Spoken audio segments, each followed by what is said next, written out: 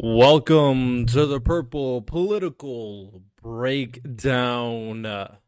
So you have one state that just wants all Jewish people. You have another state, another organization, Hamas and the Palestinians want only Arabian.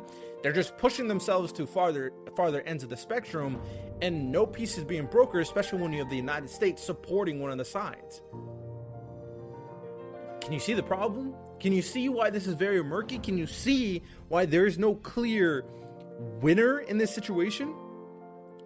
Because Israel is attacking Gaza and killing a lot of Palestinian civilians. Palestinians, Hamas, is also attacking and killing Israelis. Once the point of no return. And sometimes this is just how war is, especially if you're outside looking in. Is once Americans die, once Americans get kidnapped, once Americans are on the wrong side of it, then it doesn't matter who's in the right or the wrong. It just doesn't. At that point, at that time, whoever is against America is getting wiped off the face of the earth. Do you want a great website like this? This is my podcast website where I direct the audience to come to watch the content, listen to the content, read the blogs, and much, much more. If you want to have your own customizable podcast website, then join my affiliate link in my description to sign up for something called Podpage, and they can help you customize an easy podcast website for your personal podcast. Sign up to get a discount now. Again, use the link in my description to join Podpage now. Welcome back, ladies and gentlemen. This is your boy, Riddell, of course. I'm your host of the Purple Political Breakdown, and today we're doing episode number 55. And today we're going to be talking about the Israeli and Palestinian conflict. Basically my thoughts in regards to it, what I learned in reference to it. It's definitely a very complicated situation. I see a lot of people kind of spouting out their ideas, ideals, their positions, and it seems very narrow-minded.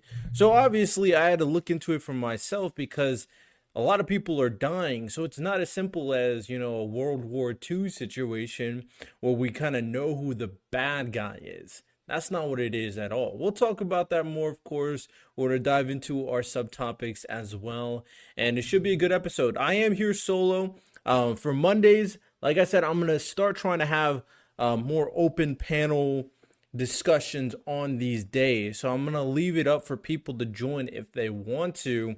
And obviously people who are part of my Discord, you can join the Discord by going to my website www.purplepoliticalbreakdown.com, join the Patreon and have access to my Discord. That way you can join these Monday conversations, be a part of the discussion, be a part of the solution, and it should be fun. Obviously anybody else I know will have that invitation as well if they've been interviewed before or if we're kind of colleagues or friends, of course.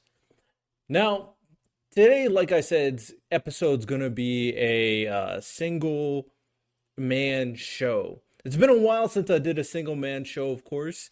And last time I did it, I talked about, I think I talked about some gun law stuff. It was a good conversation. It was a good conversation. So let's start off. To kind of inform the people, you already know what you need to know. What is going on in society that you may need to know. Kevin McCarthy, the House Speaker, the Republican House Speaker, has been ousted. He's been removed from his position.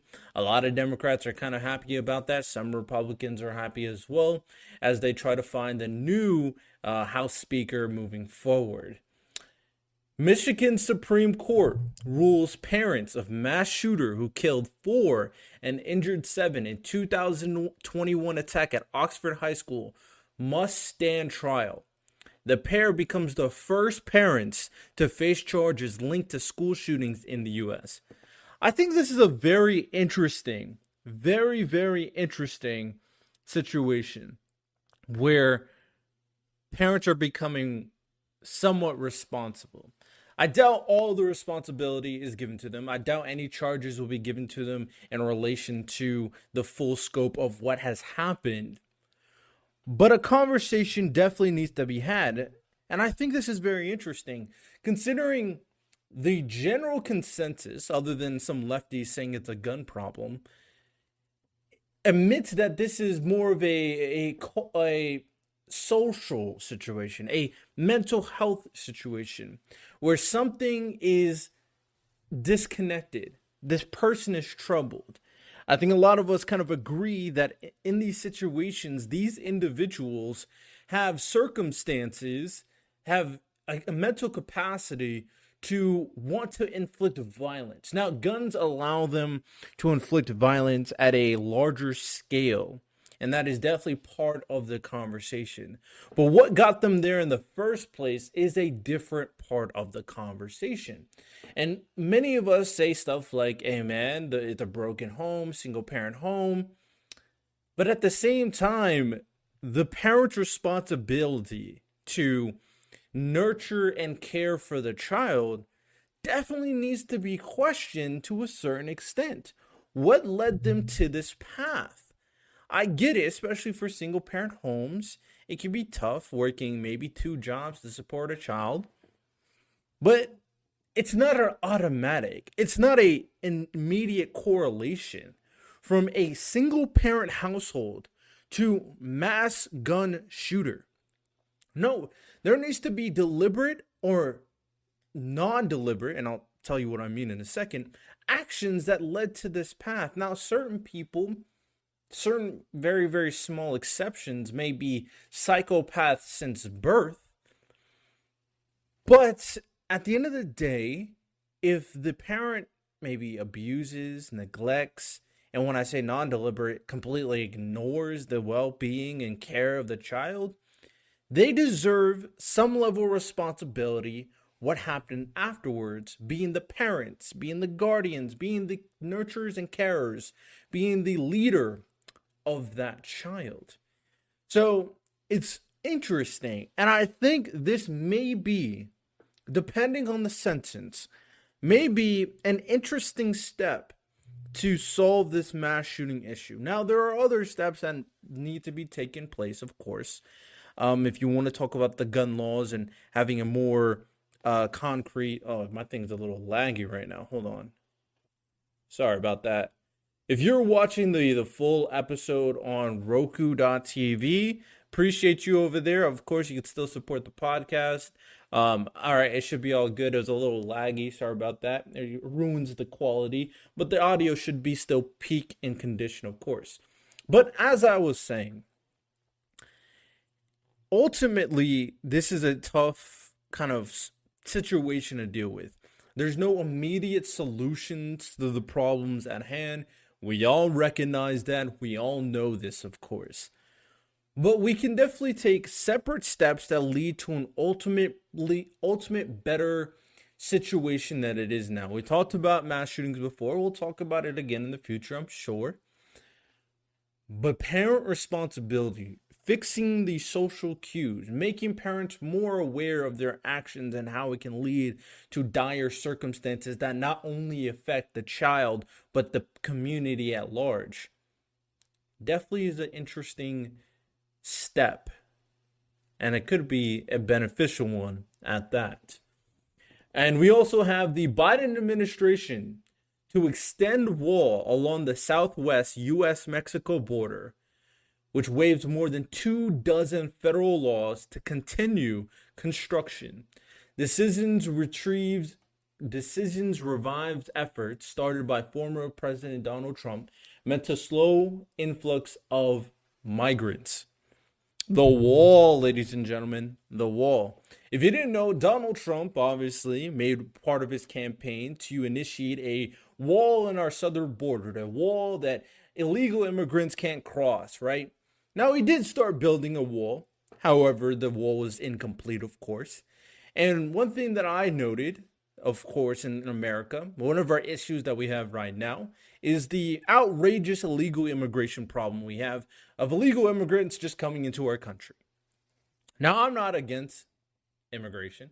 I think immigration is good for what we ultimately want to achieve as a nation, as a melting pot.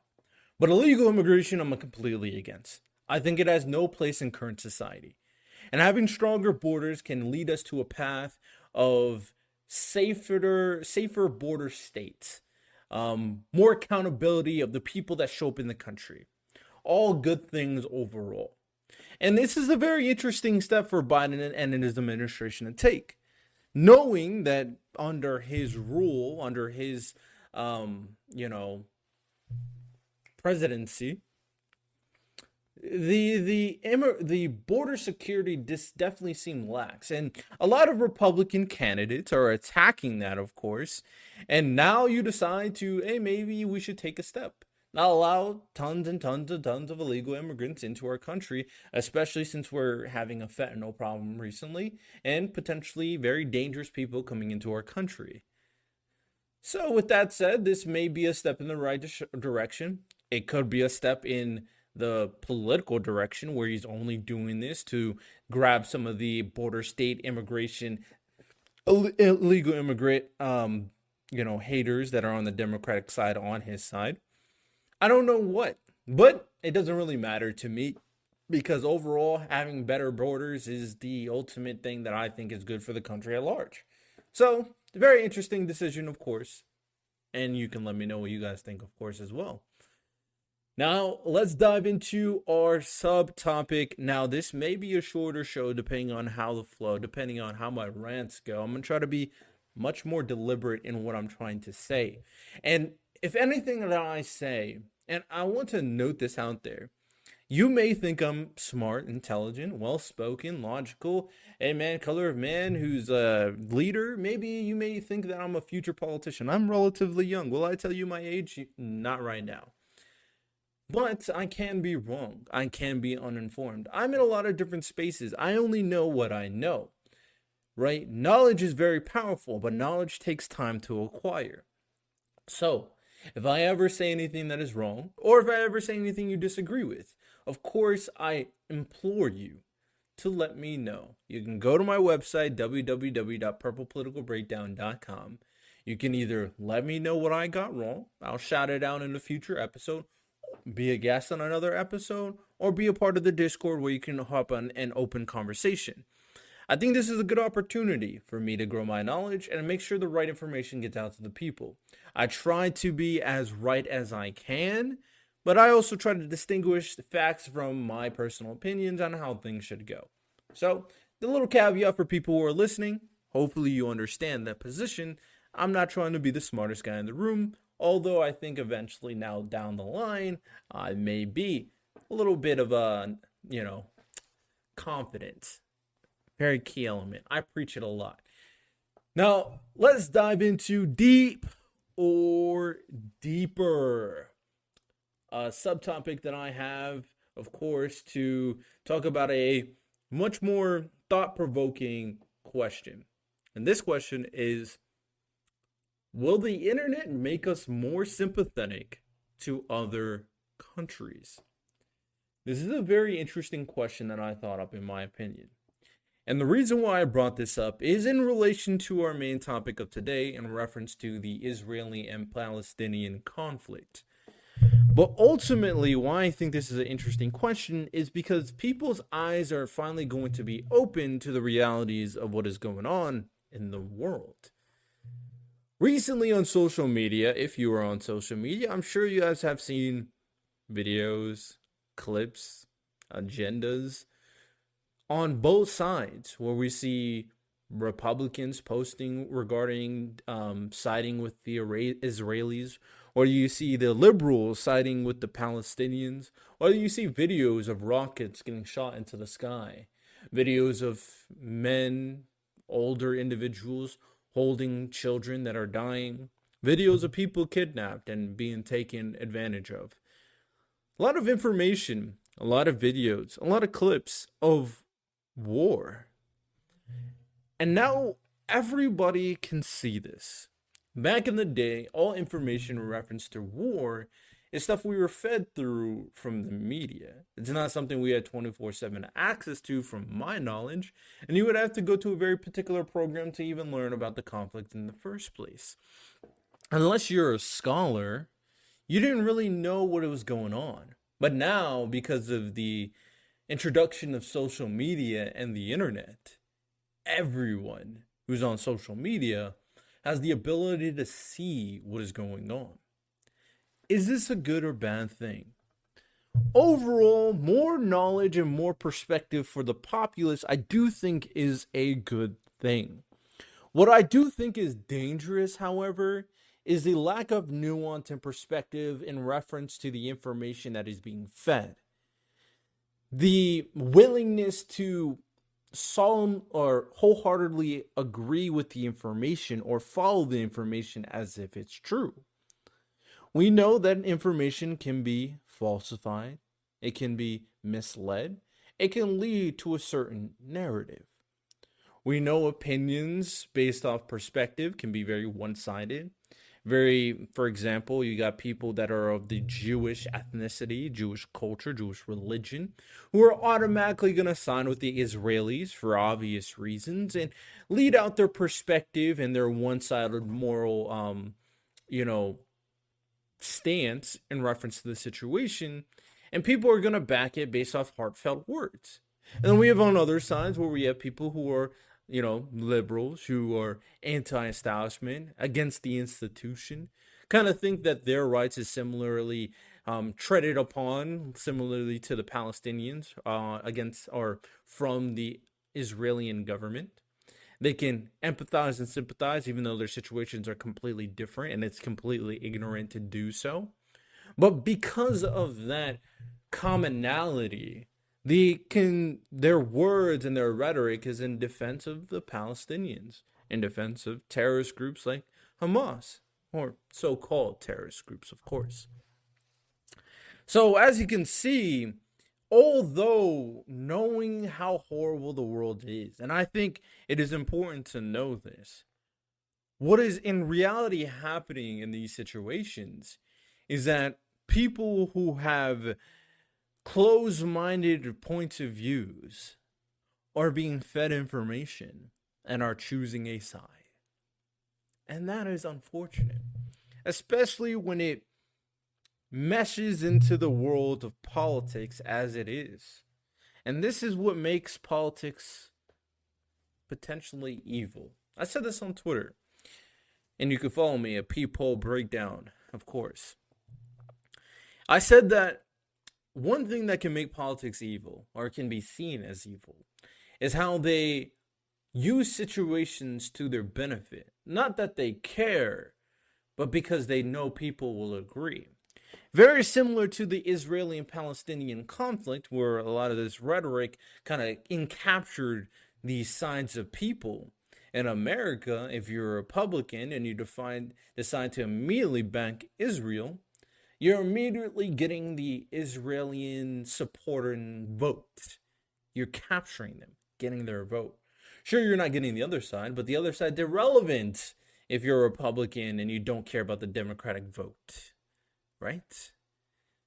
Same thing with the Democrats by siding with the Palestinians.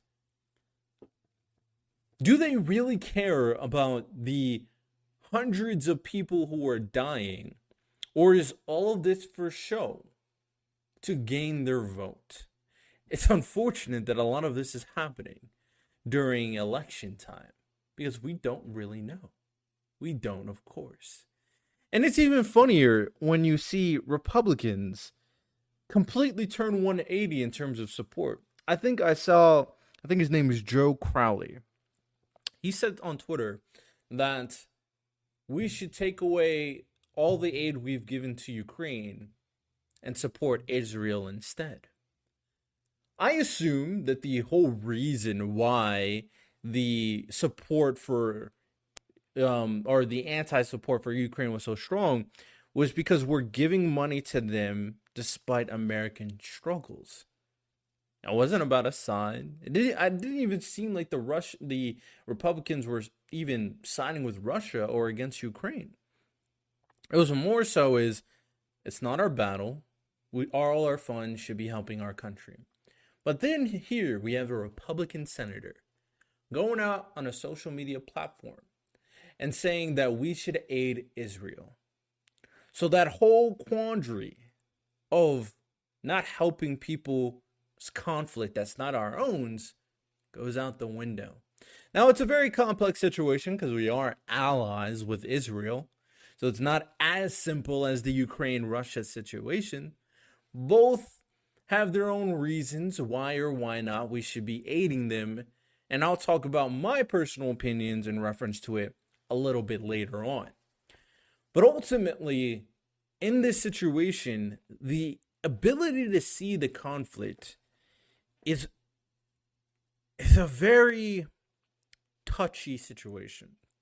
I think personally, social media should ban porn.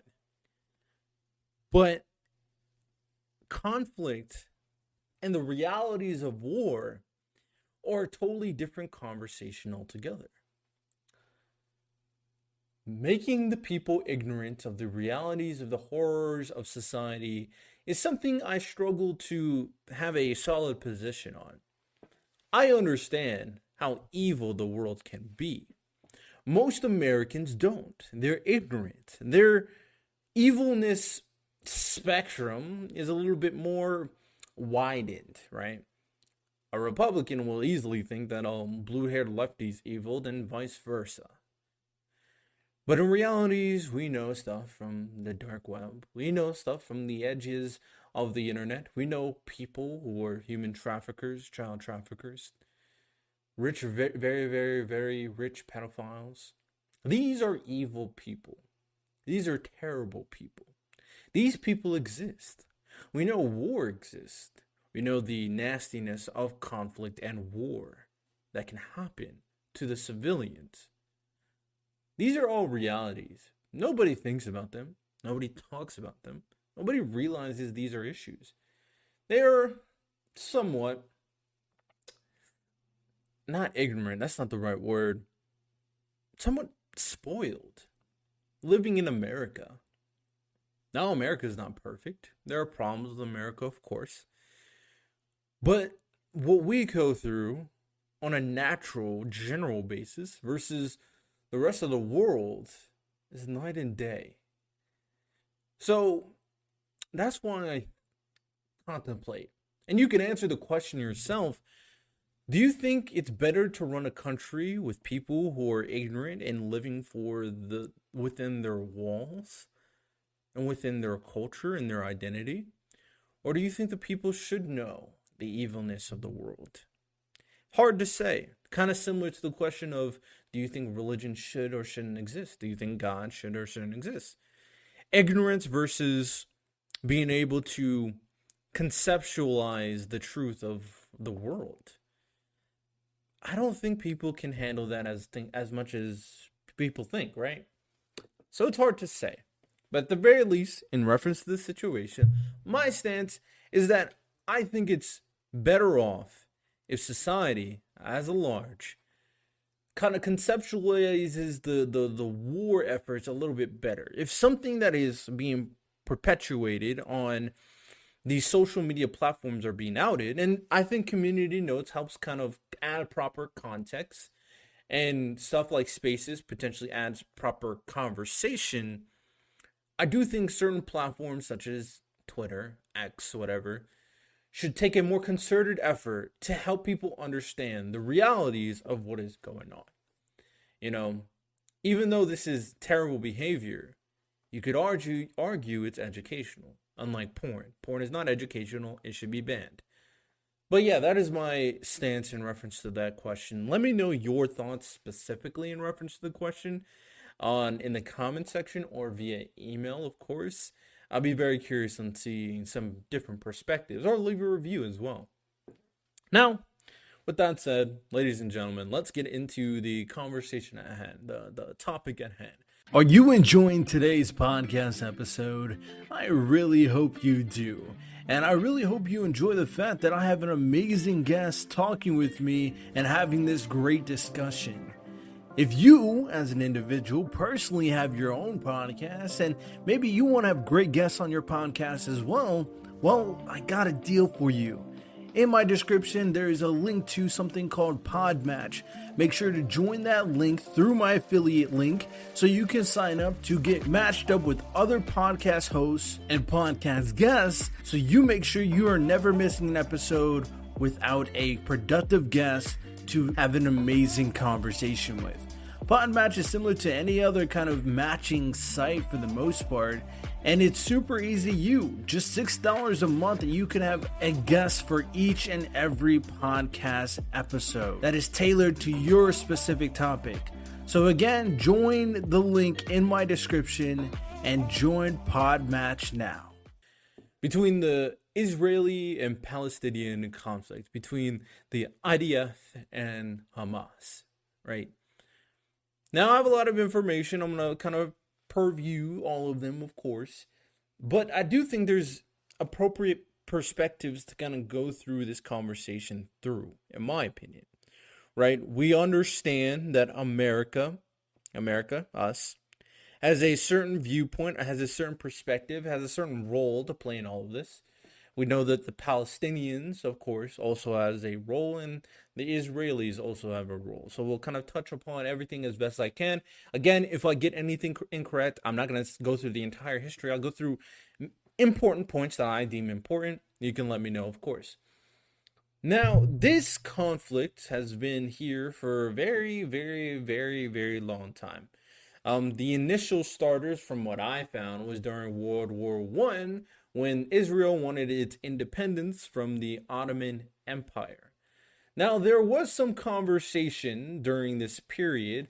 Obviously, Israelis and Palestinians have a viewpoint, or they think they have an individual right, both sides, of the territory between the Jordan River and Mediterranean. A lot of this falls back onto more religious reasons, more so than anything else, especially when Jerusalem is involved, of course.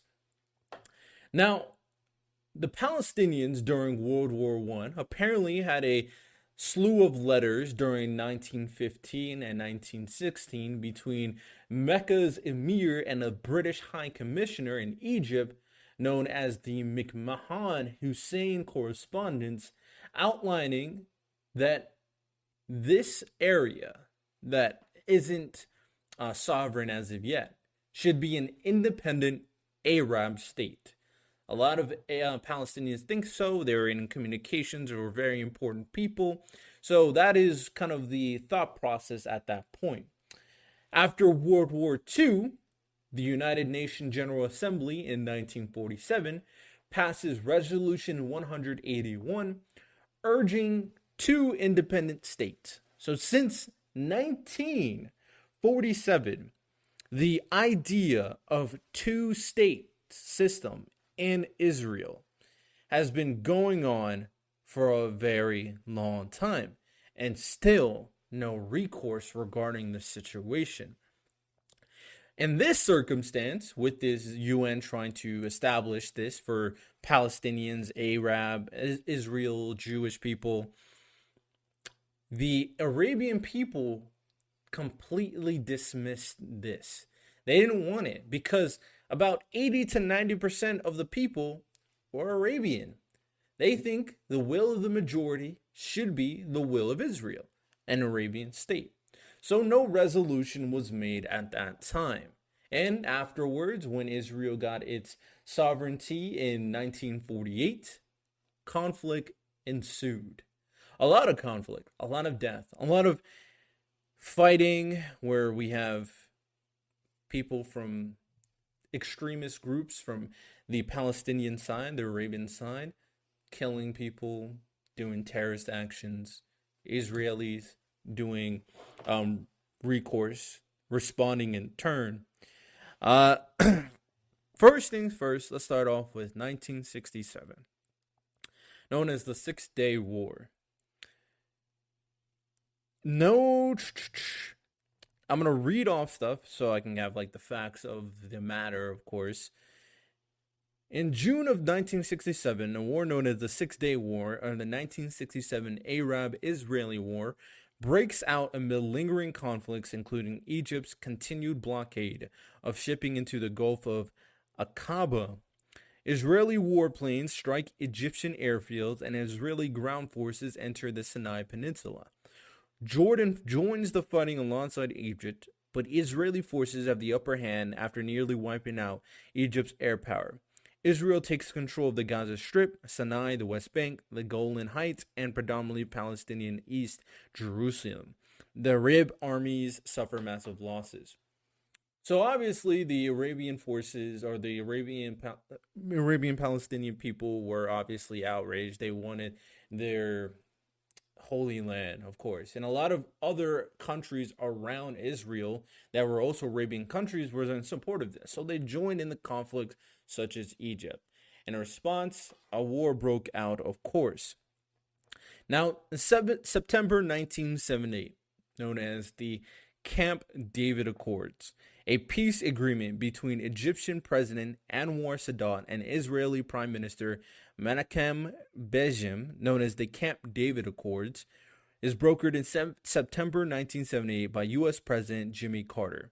It lays the foundation to a peace ideal between the two countries the next 2 years, including Israel's eventual withdrawal from the Sinai Peninsula. It also sets out a framework for a process of Palestinian self-government in the West Bank and Gaza. Potential Palestinian peace proposals are discussed, but never carried out. So as you can see, a lot of the conflict went on. And by and large, after the conflict, after everything that happened, U.S. tried to broker some peace. And that resulted, Gaza and the West area being much more of a Palestinian area. This is where the drift started. Now, we would hope that, okay, we kind of have distinguishing lines between the Palestinians and the Israelis. Maybe it's time to kind of create two separate states. Well, that's what we would hope, of course. But conflict ensued. It was only peace for so long. A lot more damage, a lot more conflict has happened. Now, to be fair, from what I've seen, a lot of it kind of centered around extremist Palestinian Arabian individuals who were committing very dangerous actions against Israeli officials and Israeli people. And after that, the response was the Israelis, of course, responding with fire, with rockets. A lot of rockets go through the sky, and a lot of damage and a lot of civilians pay for it, of course. Now, moving in the future, there is hope that we can broker peace against through two pacts. The first of two pacts, known as the Oslo Accords, are signed between Israel and the Palestinian Liberation Organization, setting out a peace process based on previous UN resolutions, the Resolution 181 that I talked about before, and charting the expansion of a limited Palestinian self-rule in the West Bank and Gaza Strip. Maybe, hopefully, we can kind of get there, right? The agreements created the Palestinian Authority to oversee most administrative affairs in those areas. The PLO is recognized by Israel and the United States as a negotiating partner. Left unresolved, however, are key issues such as Israeli settlements in the West Bank and the status of Jerusalem, which is viewed by the Palestinians as the capital of any future state. So, a little bit more separation. Tried to sign one of two accords, of course, two pacts. Now we got a little bit more stronger distinction, an administrative body for the Palestinians, but there's still some agreement of territory, and Jerusalem, there's a lot of disagreement on what Jerusalem really should be, right? Very important things to remember, of course. Now, I will say this. In that accord, like the 181, Jerusalem, the idea, if I didn't say this already, I'm going to repeat it. The idea, hopefully, through, UN intervention and U.S. intervention, was to make Jerusalem a religiously significant area under special international administration. This way, there's really no claim to the area from either side. This way, the people have access to the holy area for both religious sects of Jewish and Arabian. That was the hope. But obviously, because that didn't get passed, that is not what happened. And especially since Israel has control, why would they give it up? it makes things a lot murky, especially since Palestine wants that area as well, since it's Holy Land. Now, with that said, this is where Hamas, I'm going to start talking about Hamas, takes into, start making some moves. If you don't know what Hamas is, it's a Palestinian militant group who won legislative election in 2006 and took over in 2007 of Gaza Strip. Hamas is now seen as a terrorist organization, but they've got political control, of course, in their area in 2007, and they're an organization that is heavily supported by the Palestinian people of that area. After they took control, this is when things get very shaky on Israel's side, in my opinion. Israel opposes a 16-year blockade on the small, overcrowded Palestinian enclave that's home to 2 million Palestinians. Now, before I read more, I do want to say this. This group, Hamas, is supported by a lot of people, but it's still a militant group. They're armed, they have weapons, and they can be dangerous.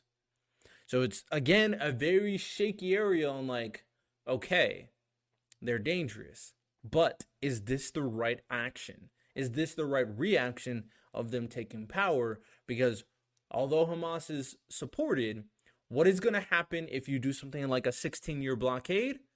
All the Palestinians in the area is going to blame the Israeli government and support Hamas even more. Again, very shaky.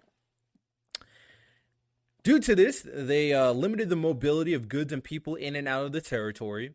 Israel has deepened Gaza's humanitarian crisis, the United Nations said. Most Gazans live in refugee camps that rely on UN nation rations. And the West Bank, home to 3 million Palestinians and more than half a million Jews living in settlements deemed illegal under international law, is occupied by Israel and subject to its military administration.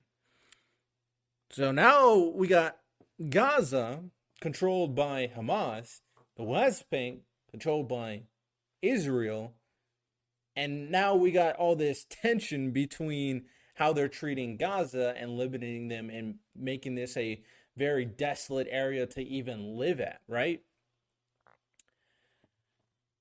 Because of this, a lot of Palestinians have deemed these actions as a genocide, has deemed the future actions moving forward from this period and how Israel was treating the Palestinian people as some type of apartheid.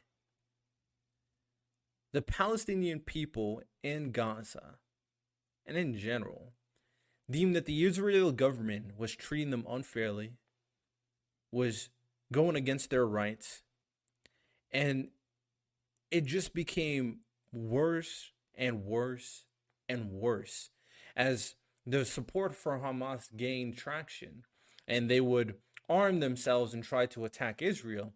Israel would return fire with way more firepower. What would happen? More Palestinians would die than Israelis. There's no justification for either side. Now, in a 2022 report, Amnesty International said it analyzed Israel's intent to create and maintain a system of oppression and domination over Palestinians, including through territorial fragmentation, segregation and control, dispossession of land and property, and denial of economic and social rights. Now, this is one report.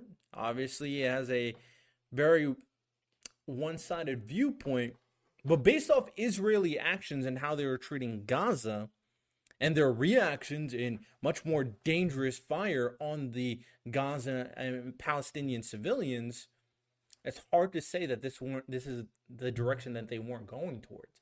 Especially once you had Benjamin Netanyahu, who was voted as prime minister. Now, he ran 2 terms.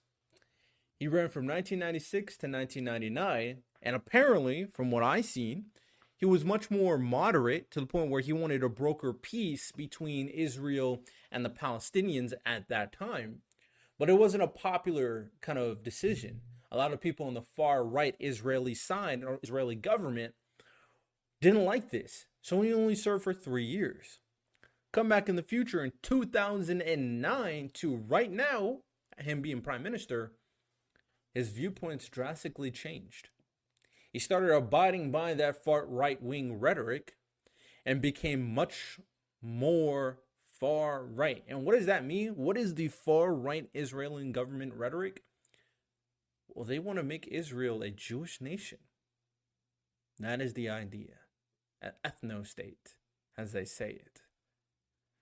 They completely don't have remorse for the Palestinians. They don't want to broker peace.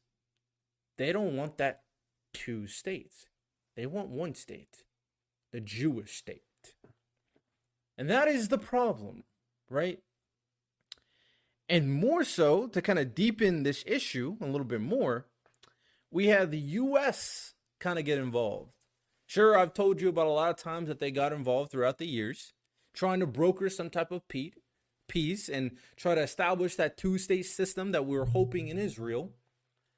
But in 2017, some people's favorite president, Donald Trump, who apparently had close relations with the prime minister, Benjamin, who is part of the far right-wing movement of Israel. Apparently, in this time, U.S. decided to recognize Jerusalem as the capital. And he shifted the U.S. embassy from Tel Aviv, I think that's what it's called. Keep in mind, before this, Barack Obama was trying to broker peace as well from the Palestinians and the Israelis. But Donald Trump decided, oh, I know what my position is. I side with Israel. And because of the U.S. backing of Israel, that pissed off the Palestinians. They decided, okay, y'all chose your side. And what happens? Well, the Palestinians were pushed against the corner. And another thing that happened was they started to hate Americans. Yeah, that would happen when you choose a side in a conflict that has no clear winner. There is no clear winner. But now we made an enemy. And now, right now, what we have in our nation is a lot of people, what it looks like from the Republican side, but a lot of business owners and a lot of Jewish people who are very rich siding with Israel. Do I blame a lot of the Jewish people for siding with Israel? No, I don't blame them. They're Jewish. Why would I blame them for that? Do I blame some people who support Trump or who are Republican that side with Israel? I mean, a lot of the Republicans are Jewish, so I guess not. But at the same time, I think you would use a little bit more forethought.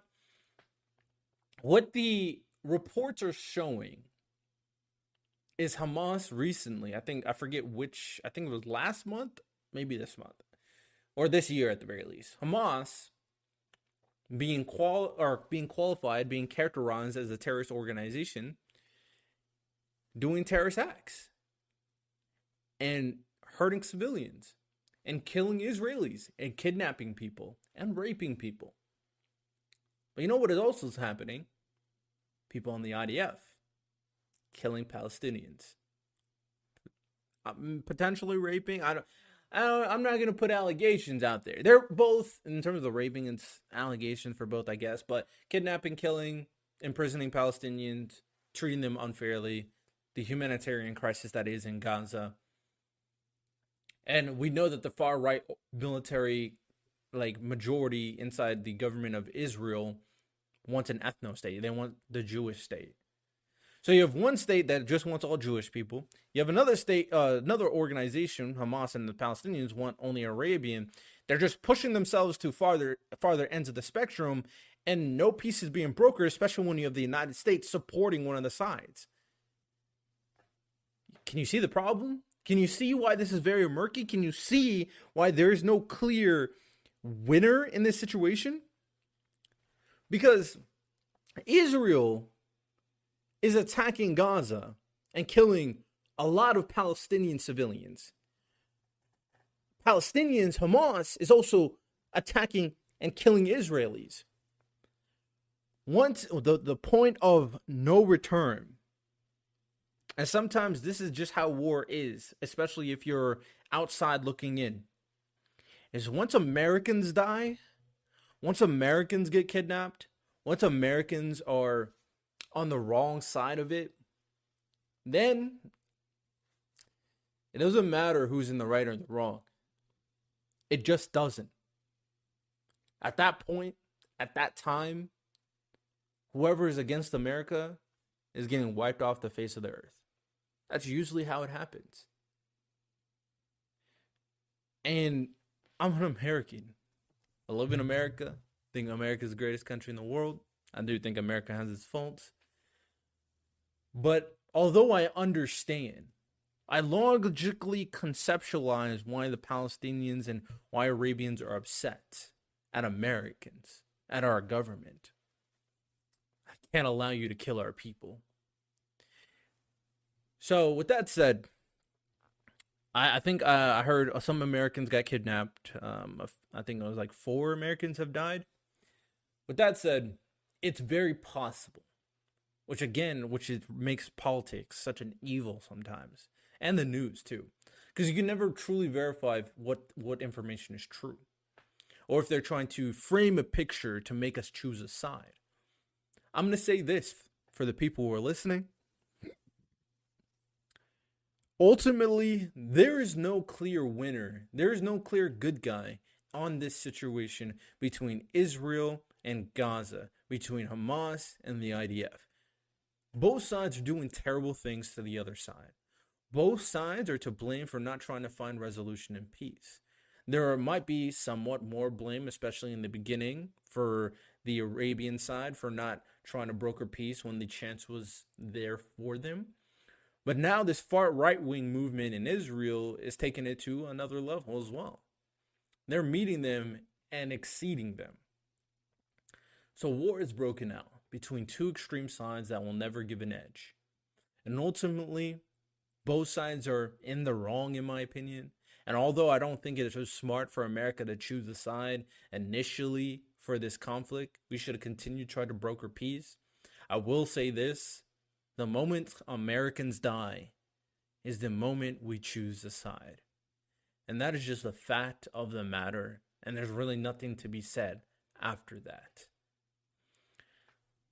Last thing I'll say is that I do think it's very cringe on how people are kind of characterizing this conflict on the internet.